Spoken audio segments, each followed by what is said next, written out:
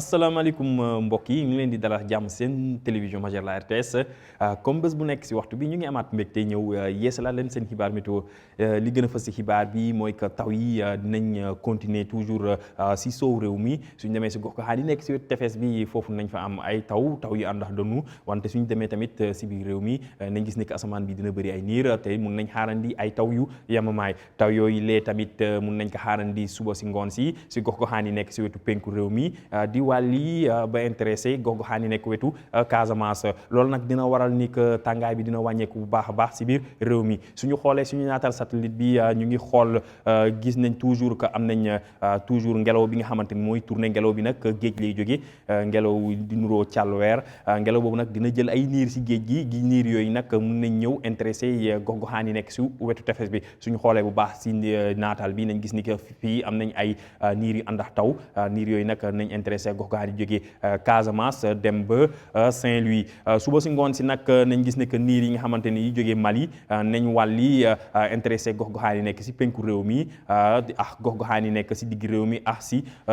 région de Casamance mi loolu mooy waral si wàllum prévision tey su guddi comme ni mu ko waxee si njëlbeen bi ñu ngi xaarandi ay taw yu àndax dënnu si gox-goxaan yi nekk wetu Ziguinchor Sédhiou yéeg ba si Fatick Mbour Diourbel suñ demee ba Dakar tamit foofu taw yooyu nañ fa intéressé zone boobu taw yooyu nag mun nañ yéeg ba si bët gànnaar réew mi foofu nag nañ gis ne que asamaan bi dina bëri ay niir te ñu ngi fay xaarandi ay taw yu yamamaay taw yi tamit ñu ngi koy xaarandi si penku réew mi diggante Kédougou dem ba Tambacounda Bakel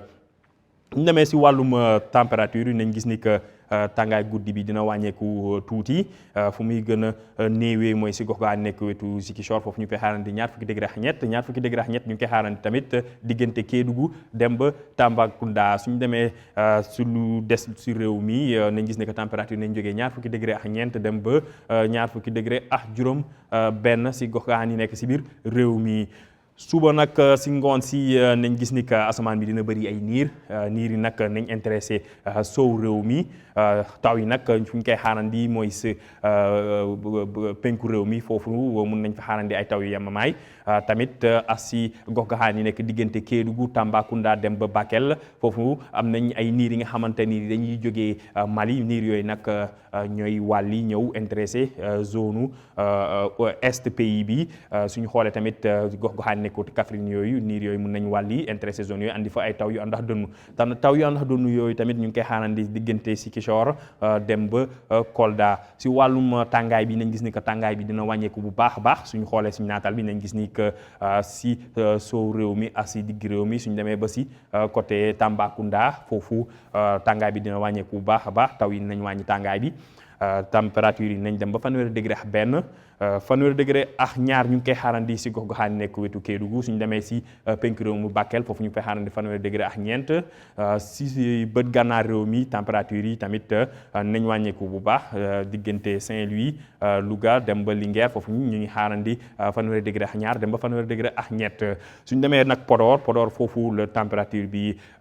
foofu la gën a ëppee foofu ñu ngi fay xaarandi fanweeri degré ak juróom kon mbokk yi si tënk ñu ngi xaarandi ay taw yi nga xamante ni tey su guddi nañ intéressé gox-goxaan yi nekk si wetu tefes si réew mi suñu demee si biir réew mi tamit si bët saalum réew mi ak si penk réew mi taw yooyu tamit nañ fa intéressé zone yooyu suba nag si ngoon si nañ gis ni que nañ am ay taw yu jóge Mali taw yooyu nag nañ wàlli intéressé penku réew mi wàlli dem tamit si digg réew mi ak si zone Casamance bi suñu desee toujours ci wàllum géej gi nañ gis ni que toujours ñu ngi am avis ngelaw bu fort ngelaw bu takku la ak bu ànd ak xànk bi nga xamante ni hauteur bi mun na dem ba ñetti mètre xànk boobu nag dina commencé wàcc ay booru suba ci ay booru 6 heures du matin xànk bi nag dina intéressé gox-goxaan yi nekk tefes bi nga xamante ne ci Casamance dem ba Ndar kon mbokk yi li la ñu amoon ci xibaar ñu ngi leen di jox dig daje ba suba di leen wax ngeen xool seen réseaux sociaux yi pour plus d'informations